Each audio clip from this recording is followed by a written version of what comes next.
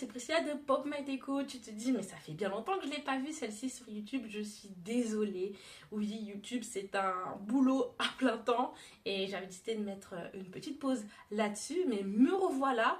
Est-ce que c'est pour plusieurs vidéos qui vont s'enchaîner toutes les semaines? Je ne sais pas. Je ne vais pas m'aventurer à te dire que oui, tu vas me voir dans ton feed YouTube toutes les semaines. Parce que je sais que je ne vais pas tenir le rythme. Donc, je promets pas ça. Donc, je vais essayer en tout cas. Mais là, l'idée, c'était de faire une vidéo un peu bilan de mes 6 années en tant que décoratrice d'intérieur lancée en autodidacte. Et voilà, de parler un peu de toutes les péripéties qui me sont arrivées, où j'en suis aujourd'hui et qu'est-ce que je prévois demain, d'accord? Donc déjà, si tu ne me connais pas, je vais te refaire ma longue vidéo que j'avais déjà partagée sur YouTube où je retraçais mon parcours. Je te le fais vraiment en rapide, d'accord? Donc si tu veux sauter cette partie, tu peux. Mais pour les personnes en tout cas qui ne me connaissent pas, moi je suis Priscilla, décoratrice d'intérieur depuis 2018 officiellement. Mais tout a commencé en vrai plutôt en 2016. Parce qu'en 2016, c'était la fin de mes études, un double master en ressources humaines. J'étais très contente, prête à affronter le monde, affronter le salariat. Mais finalement, voilà, j'ai pas trop apprécié le monde du salariat et j'ai fini par quitter ça pour la décoration d'intérieur. Mais avant ça, comment je me suis lancée dans la déco? Tout simplement parce que j'ai eu un passage à vide, on va dire, où je me sentais très mal dans mon studio étudiant. Et j'ai décidé d'apporter des modifications mineures à la hauteur de mon budget. Clairement, j'avais pas beaucoup de budget, j'avais 900 € de chômage. Il fallait tout faire avec, la voiture, les courses, machin, le loyer. Donc c'était à la hauteur de mon budget, des rideaux, le sol, la peinture. Et c'est déjà très bien. Et ça a eu un impact sur mon bien-être que j'ai voulu partager au plus grand nombre en créant une page Facebook où je donnais des conseils, des astuces pour que les personnes se réapproprient leur intérieur. Et je me prétendais pas du tout, mais pas du tout décoratrice d'intérieur, je voulais juste aider les gens, d'accord? Et cette page a grandi en nombre d'abonnés à l'époque et de plus en plus les demandes, les questions étaient de plus en plus précises jusqu'à me demander mais finalement tu peux pas venir à la maison. Et je me suis retrouvée comme ça en 2016-2017 à arpenter toute l'île de France gratuitement, bénévolement, sans savoir dessiner, sans faire de 3D ni quoi que ce soit, à aller chez les gens, à faire un petit audit de chez eux et les orienter vers des nouveaux agencements, des nouveaux meubles, des nouvelles ambiances, etc. Et au fur et à mesure, je sentais que par exemple la visualisation, la projection, ça devenait compliqué. J'ai commencé à m'approprier des logiciels de conception 3D à l'époque Cozy Casa, qui n'avait pas du tout le même format qu'aujourd'hui. C'était très sommaire, d'accord, comme rendu. Et j'ai commencé comme ça, mais pas du tout. J'avais pas du tout dans cette optique de me lancer dans la décoration d'intérieur. Et finalement, au fur et à mesure, je me suis prise au jeu et j'ai commencé à professionnaliser la chose jusqu'à en 2018 créer mon entreprise de décoration d'intérieur en parallèle de mon activité RH. Et ça a duré à peu près 3 ans et demi. Et à peu près aux alentours de 2021, fin 2021, j'ai quitté les RH pour me consacrer à 100% à mon activité de décoratrice d'intérieur. Donc c'était un grand changement pour moi, un gros challenge parce que je quittais un salaire très confortable de cadre pour être à mon compte.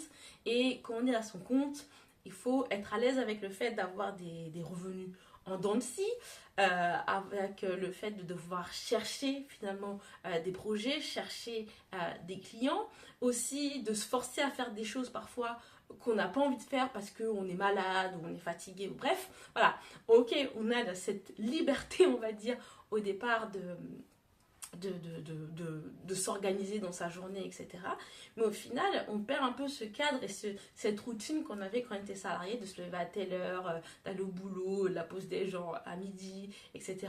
On perd un peu ce cadre, il faut tout se réapproprier, il faut tout se réorganiser. Et c'est vrai que ça a été très difficile pour moi, c'est-à-dire que en termes d'avancée, de développement d'entreprise, j'ai pas connu de grande déception parce que oui, les premières années étant voilà salariée à côté et prenant plutôt cette activité de décoration plutôt comme une activité qui me permettait d'arrondir mes fins de mois, je ne le prenais pas vraiment en considération, en tout cas de manière sérieuse.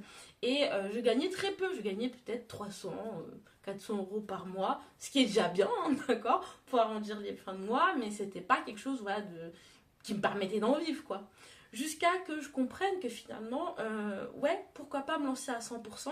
Et du coup, quand j'ai pris conscience justement de cette envie, peut-être, voilà, cette opportunité qui s'offrait à moi de me lancer à 100%, j'ai pris les choses un petit peu plus sérieusement et j'ai investi sur moi, donc dans des formations diverses en business, voilà, en organisation, en marketing, en communication. Mais je suis surtout beaucoup, moi, documentée sur l'entrepreneuriat, donc je mangeais entrepreneuriat, je buvais entrepreneuriat, je dormais entrepreneuriat. Et souvent, voilà, mes petits moments chill, détente, en fait, c'était regarder une vidéo YouTube sur l'entrepreneuriat et sur diverses stratégies. Tellement que j'ai adoré, en fait, au-delà même de la décoration, j'ai adoré l'entrepreneuriat. Qui fait que très vite, je me suis rendu compte que le salariat, c'était pas fait pour moi. Donc, ok, la décoration, en ce moment, c'est là où je mets mon énergie, mais il n'est pas exclu que demain, je vais mettre mon énergie ailleurs, mais toujours dans la sphère entrepreneuriale. Et dès lors, mes revenus ont vraiment augmenté. Et quand je dis vraiment augmenté, je suis passée très rapidement de 300 à 3000 euros de chiffre d'affaires par mois, alors que j'étais encore dans mon poste à temps plein. D'accord? Et ça, c'est un peu une fierté pour moi parce que depuis, j'ai eu l'occasion de parler à pas mal de décoratrices qui, elles, n'atteignent pas ces résultats alors même qu'elles sont à 100%. Et j'étais très fière en fait d'avoir réalisé ça. Ce qui était top, c'était que, voilà, d'une part, j'avais mon emploi en tant que RH et d'autre part, j'étais payée à être créative, à aider des gens et ça, c'était assez cool. Et quand j'ai fait le switch pour être complètement dans la déco, je me suis vraiment donnée à 100% dans mon activité. J'aimerais même dire peut-être à 200%. Et c'est vrai que ces dernières années, notamment ces 2 dernières années, j'ai beaucoup bossé. Mais beaucoup, genre beaucoup. Donc pas mal de projets, pas mal de projets dans la déco, mais aussi autour avec d'autres sujets dont je vais parler juste après. Jusqu'à aujourd'hui, donc ça fait un petit moment maintenant, mais là ça devient très urgent. Jusqu'à aujourd'hui, euh, j'ai pas envie de parler de burn-out et tout, mais à être un peu surchargée mentalement du fait des projets qui affluent. C'est-à-dire qu'aujourd'hui, je suis même en train de temps en temps de refuser certains projets ou de dire aux gens, je suis désolée, si tu veux travailler avec moi, il va falloir attendre un mois et demi, 2 mois, parce que là, j'ai déjà des projets en cours. Donc d'un côté, tu peux te dire, oh, mais c'est top, elle a plein de projets, de quoi elle se plaint celle-là. Bon, en fait, je t'assure que c'est compliqué, c'est frustrant de refuser des projets, c'est frustrant d'être toujours à la hâte, de dire ah oui, il faut que je finisse tel projet, il faut que je finisse tel 3D pour telle personne, ah oui, il y a telle personne qui m'a demandé un devis, machin. Je suis toute seule en fait, et ce qu'on ne dit pas assez quand on se lance dans la décoration d'intérieur, c'est que finalement, ok, tu te lances dans la décoration d'intérieur, tu dois faire des projets, mais pour avoir ces projets, il faut communiquer, il faut prospecter, il faut faire de l'administratif, les devis, les factures et tout. Donc en fait, tu fais pas que des projets. Donc en fait, t'es pas que décoratrice. T'es aussi community manager, t'es aussi un peu comptable, t'es aussi un peu marketeur, t'es un peu commercial, t'as plein de casquettes en fait. Donc euh, c'est compliqué parfois de supporter toute cette charge mentale, toutes ces tâches à accomplir qui ont toutes des degrés d'importance différents et te dire ok, aujourd'hui je commence ma journée, mais finalement c'est quoi qui est le plus important? Ok, il y a des projets en cours que je dois terminer, mais en tout cas c'est ce que j'ai appris au fur et à mesure de mon activité. Il ne faut pas penser qu'aux projets en cours, il faut déjà anticiper les autres projets et continuer à communiquer, prospecter pour que justement, au moment où je termine ces projets, j'ai déjà d'autres projets qui suivent. Et c'est ça ce qui a été ma méthodologie et pourquoi aujourd'hui je vis de mon activité de décoratrice, c'est que j'ai compris comment faire en sorte d'avoir des projets en continu et pas à faire du start and stop, start and stop, start and stop, comme beaucoup font, c'est-à-dire qu'elles ont un ou deux projets, elles sont à fond dedans, elles sont super contentes et tout, et puis une fois que les projets terminent, ah merde, je sais pas, ou voilà, comment faire pour avoir d'autres projets et avoir des mois à 0 €, ça c'est hors de question pour moi. Donc vraiment, je me suis donné comme base minimum 3 000 par mois parce que c'est ce dont j'ai besoin pour vivre avec les charges, tout ça. Surtout que depuis 2021, je ne suis plus en micro-entreprise mais en URL, donc mes charges sont beaucoup plus élevées. Donc voilà, tout ça c'est vraiment à mettre dans la balance. Et pourquoi j'ai fait le choix en 2021 de changer de régime, tout simplement de statut, parce que j'avais commencé à avoir pas mal de charges et j'avais prévu d'autres projets dans mon activité dont je vais te parler tout de suite qui nécessitaient en tout cas d'avoir un autre statut que celui de la micro-entreprise parce que c'était pas assez pratique au niveau des charges, etc. D'accord ? Donc, qu'est-ce qui s'est passé depuis et pourquoi j'ai été autant surchargée? Parce que j'ai très bien bossé ma communication, comme je disais, pas mal de projets qui s'enchaînent. Qu'est-ce qui s'est passé depuis l'été 2023? Qu'est-ce qui a fait aussi, qui a causé cette surcharge, on va dire, de projets? C'est que depuis l'été 2023, j'ai sorti une nouvelle offre destinée aux investisseurs immobiliers. Donc jusqu'ici, je me concentrais plutôt sur les particuliers. Donc c'est vrai qu'à mes débuts, j'avais pas vraiment de cible. Je faisais un peu tout le monde, les restos, les coiffeurs, la locataire, le propriétaire. Bref, c'était un peu mélangé tout ça. Mais effectivement, comme je me suis intéressée à l'entrepreneuriat, j'ai compris que c'était mieux de se nicher sur un petit secteur du marché plutôt que de vouloir adresser tout le monde. Et du coup, moi j'avais une expertise, en tout cas je l'ai encore, mon expertise pour les VFA, donc les surplans, donc dans le neuf, et les particuliers de manière générale. Et depuis l'été 2023, j'ai décidé de m'intéresser aux investisseurs immobilier, donc c'était quelque chose que je procrastinais depuis longtemps, donc j'avais dans l'idée de le faire avant même les JO, machin et tout, c'était vraiment quelque chose que je voulais faire depuis longtemps. Et qu'est-ce qui s'est passé en fait? Un jour, il y a un investisseur qui m'a appelé, donc j'avais déjà fait quelques projets investisseurs comme ça, mais avec des prestations assez standards que j'offre à tous les particuliers. Et là, cet investisseur avait un besoin très précis et bizarrement, la manière dont il voulait que la prestation se déroule correspondait tout à fait à ce que j'avais en tête pour les investisseurs.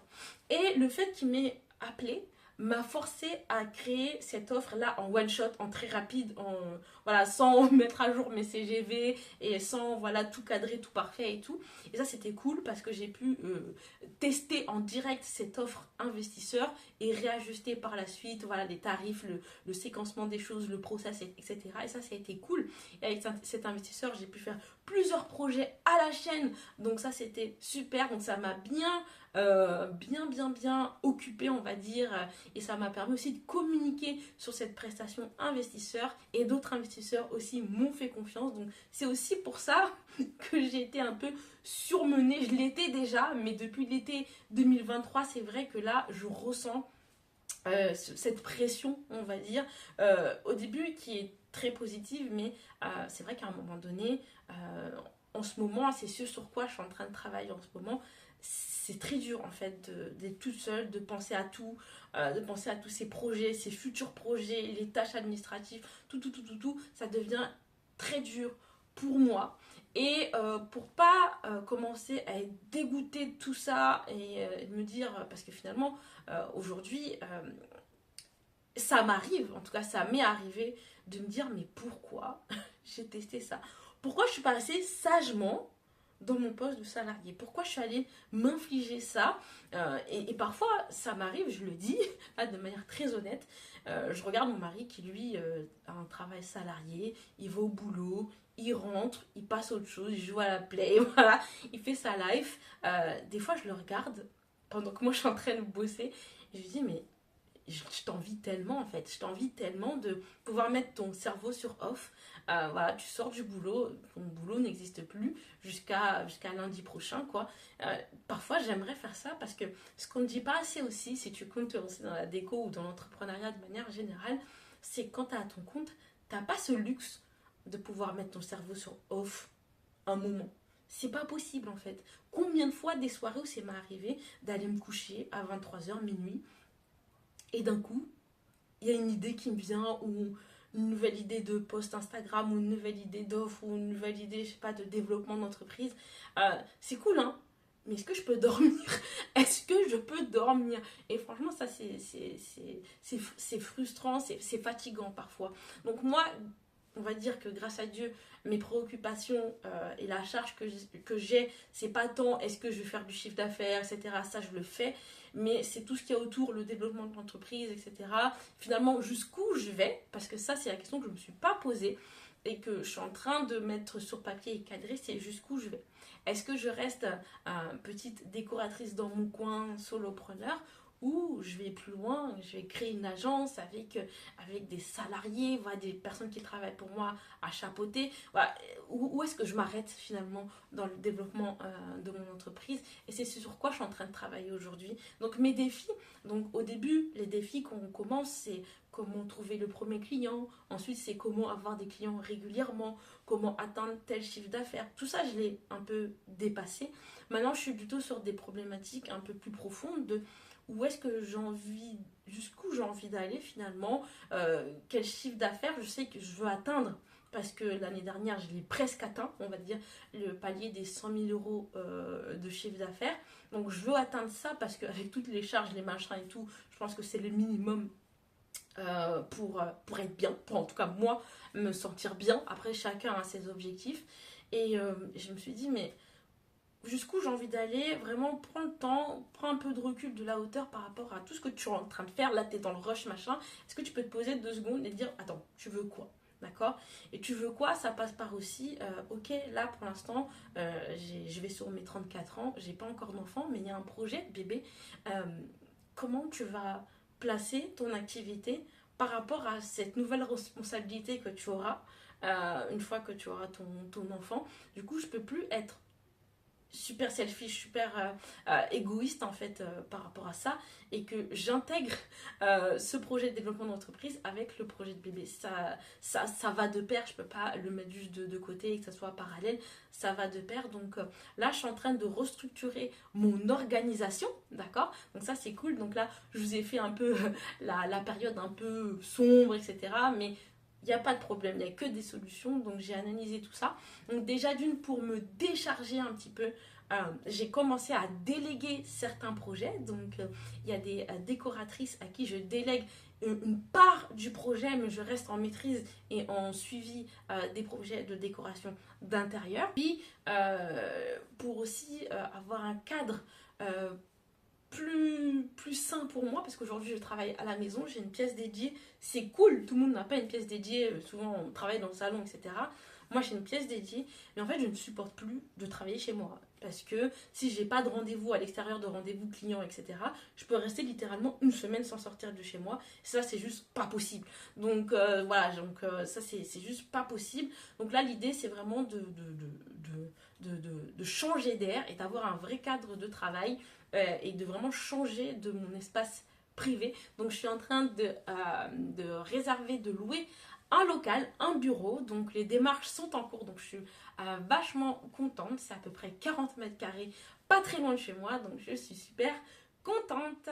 Autre chose du coup qui a aussi contribué à mon développement mais qui m'a rajouté aussi de la charge de travail, c'est justement ce que je disais juste avant, la partie formation. Donc au fur et à mesure de mon développement, il y avait pas mal de personnes qui soit souhaitaient se lancer dans la décoration d'intérieur, qui me posaient des questions sur comment se lancer, quelle formation prendre, c'était quoi finalement le métier de décoratrice et tout, parce que ça les intéressait.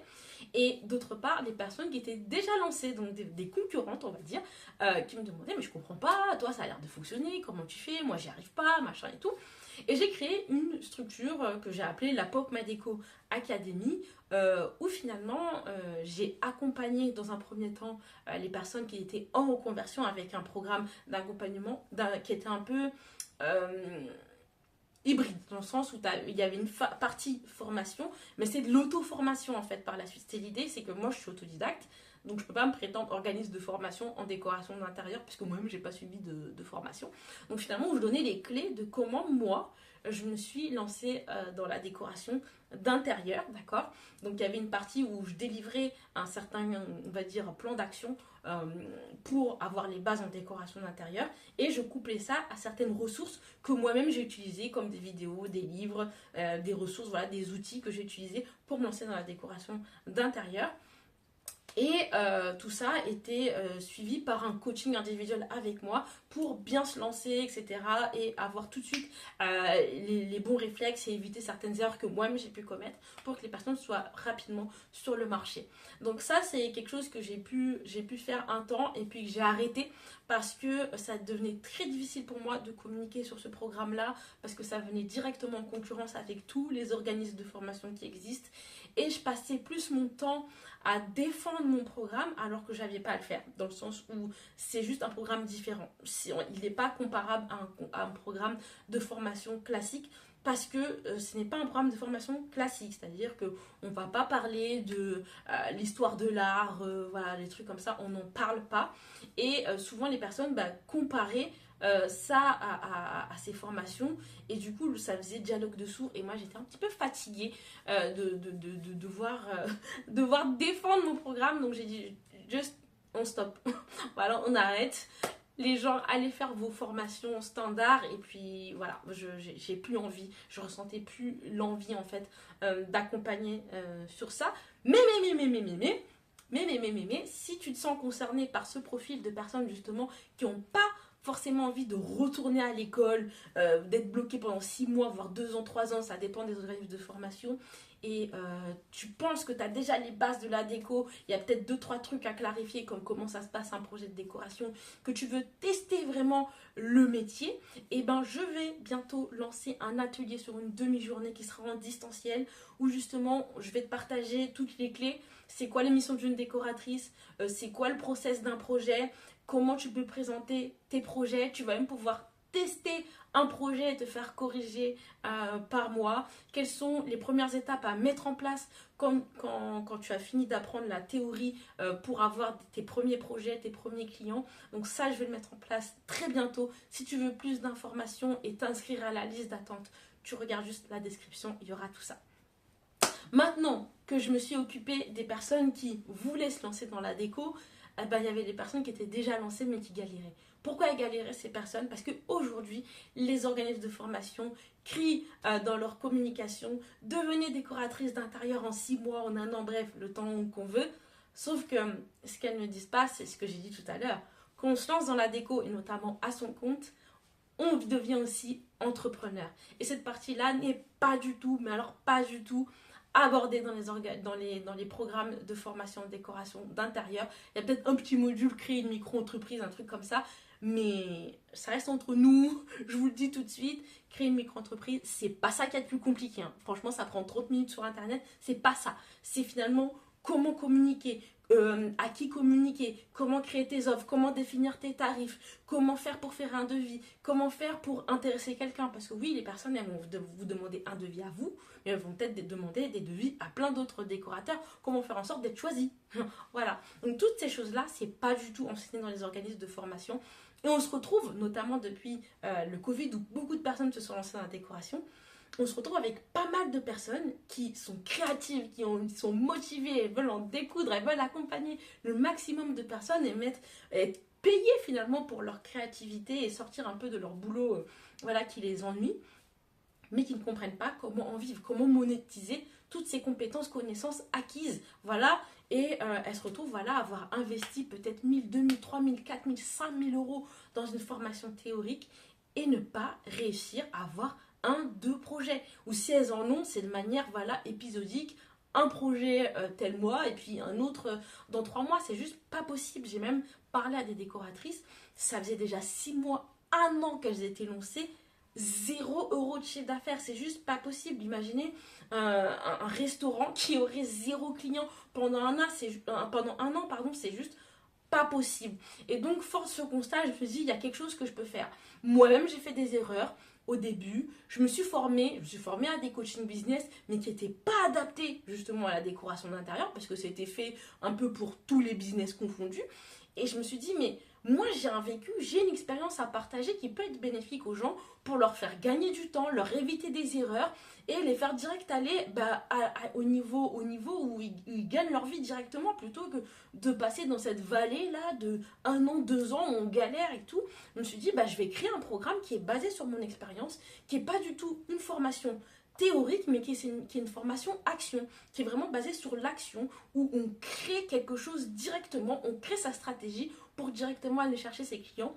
Et ça, j'en ai fait un challenge sur 6 semaines en groupe, parce que l'énergie de groupe, c'est très bien pour avancer, pour se motiver et pour se rendre compte que finalement, on n'est pas tout seul à vivre ces challenges-là et avoir parfois des pensées négatives en mode abandon, en mode je suis timide, en mode syndrome de l'imposteur, etc.